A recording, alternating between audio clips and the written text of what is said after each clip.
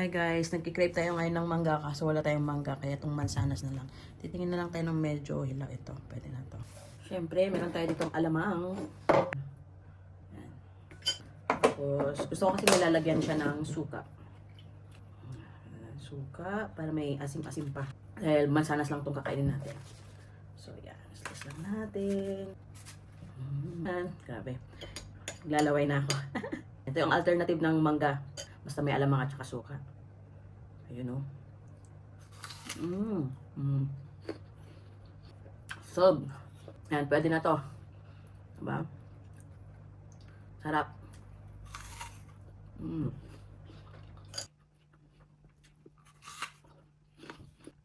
Mas okay sana kung green apple kasi mas maasim. Para saktong-sakto sana sa alamang. Pero ito pwede na rin naman. Lalo na ito lang naman yung prutas na meron tayo ngayon. Craving satisfied. Mm. Mm.